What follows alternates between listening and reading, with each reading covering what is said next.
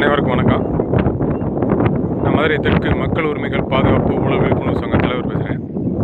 இப்போ நான் நின்றுட்டு சாலை பார்த்தீங்கன்னா சிலார்பட்டி டு எட்டரப்பட்டி பிரதமர் இணைப்பு சாலை. இந்த இணைப்பு சாலையில் பார்த்தீங்கன்னா சிலார்பட்டி அருகாமையில் உள்ள கொய்யாத்தோப்பு பக்கத்தில் இந்த ஈபி வயர் செல்லுது, குறுக்க செல்லுது, ரோட்டுக்கு குறுக்க செல்லுது. கிட்டத்தட்ட பல ஆண்டுகளாக இந்த வயரை இப்படி தான் தொங்கிக்கிட்டு இருக்குது. இப்போ நம்ம கையை வச்சு பார்த்தீங்கன்னா கை எட்டும், அவ்வளோதான் 6 அடி 7 அடி உயரத்தில் தான் இந்த வயர் தொங்கிக்கிட்டு இருக்குது. இது பல ஆண்டுகளாக இருக்குது. இதை இந்த மின்சார அதிகாரிகள் கண்டுகொள்ளவே இல்லை. இது வயர் தொங்குறதுனால இந்த சாலையில் செல்லும் கனரக பேருந்துகள் விபத்து ஏற்படுத்தும் சூழ்நிலை இருக்கிறது. இங்கே விவசாய நிலங்கள் நிறையா இருக்கிறது. இந்த பக்கம் விவசாய நிலங்கள் நிறையா இருக்கிறது. இந்த விவசாய நிலத்தில் மாட்டுக்கு தேவையான தீவனம் நாற்று இதெல்லாம் மாதிரி போட்டு நம்ம டிராக்டரில் ஏற்றிட்டு போனோம்னா இதில் பட்டு உடனே தீ பிடிச்சிரும். அது மட்டும் இல்லாமல் ஒரு மாதத்துக்கு முன்பாக விருதுநகர்லேருந்து நம்ம அடுப்பு எரிவாயு சிலிண்டர் வண்டி வரும்போது இது வயலில் தட்டுதா என்னன்னு அந்த ஓட்டுநர் நிப்பாட்டி பார்க்குறாங்க. பார்த்தோன்னா உடனே சடனாக பார்க்கணுன்னா பின்னாடி வந்த 2 சக்கர வாகனங்கள் 3 நபர்கள் பின்னாடி மோதி அவங்களுக்கு காயம் ஏற்பட்டுச்சு. இந்த ரோட்டில் தான் காயம் ஏற்பட்டுச்சு. ஒருத்தர் கால் உடஞ்சி வச்சு, ஒருத்தருக்கு தலை உடஞ்சி வச்சு. இப்போ இந்த மாதிரி சூழ்நிலை இருக்கும்போது இந்த போஸ்ட்டு ஓண்டி கிட்டத்தட்ட ஒரு 6 மாத காலம் ஆச்சு. இந்த போஸ்ட்டு ஓண்டி இந்த மின்சாரத்துறையில் வேலை செய்யும் அதிகாரிகள் வீட்டில் கரண்ட் பில்லு கட்டலைன்னா அந்த வீட்டு உரிமையாளருக்கு கைபேசி தொடர்பு கொண்டு தளவு தெரிக்காமல் வேகமாக ஃபீஸ் கட்டை பிடுங்கும் அந்த அதிகாரிகள் ஏன் இதை நான் பிடுங்கலன்னு கேட்கலாம். ஏன் இதில் இந்த வேலையை கவனம் எடுத்து வேலை செய்யலாம்? இது நீங்கள் பேசுகிறீங்களே சமூக ஆர்வங்கள் நீங்கள் செய்யலாமே அப்படின்னா, நாங்கள் ஒரு முள்ளோ கல்லோ ரோட்டில் கிடந்தால் நாங்கள் பரட்டி போட்டுடலாம். இது மின்சாரம், இது நான் தொடங்க முடியாது. நாங்கள் யாரும் தொட முடியாது. இது மின்சார அதிகாரிகள் மட்டும்தான் தொட முடியும். ஏன்னா இது நாங்கள் மெயின் அமர்த்தணும் செய்யணும், இந்த மாதிரி வேலையெல்லாம் இருக்குது.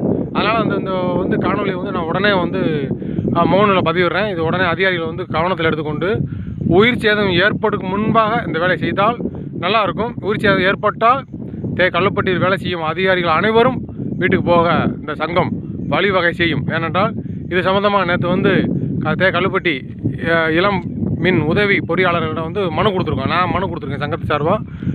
சங்கத்தோட லெட்டர் பேரில் மனு கொடுத்துருக்கோம். இது உடனே கவனத்தை எடுத்து செய்யணும். ஏன்னா காலதாமதப்படுத்தும் போது உயிர் சேதம் ஏற்பட்டால் இந்த அரசு உடனே நிவாரணம் வழங்கும். 2 லட்சம் 3 லட்சம் வழங்கும். அது எங்களுக்கு தேவையில்லை.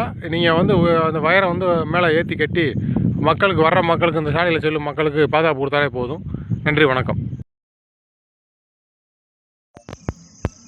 அனைவருக்கும் வணக்கம். நான் மக்கள் உரிமைகள் பாதுகாப்பு ஊழல் விழிப்புணர்வு சங்க தலைவர் பேசுகிறேன். கடந்த 17/8 அன்று இந்த மின்சார வயர் ரோட்டு அருகாமையில் தொங்கிக் கொண்டிருந்தது என்று நம்ம கல்லுப்பட்டி மின்சார உதவி பொறியாளரிடம் ஒரு மனுவாக கொடுத்தோம்.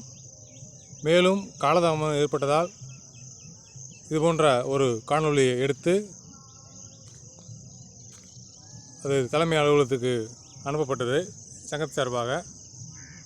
உடனடியாக இந்த வயரை ரோட்டில் தொங்கி கிடந்த வயரை, போக்குவரத்துக்கு இடையூறாக இந்த வயரை உடனடியாக தூக்கி மேலே சரி செய்த கல்லுப்பட்டி மின்சார ஊழியர்கள் அனைவருக்கும் மக்கள் உரிமைகள் பாதுகாப்பு ஊழல் விழிப்புணர்வு சங்கத்து சார்பாக நன்றி தெரிவித்துக் கொள்கிறோம்.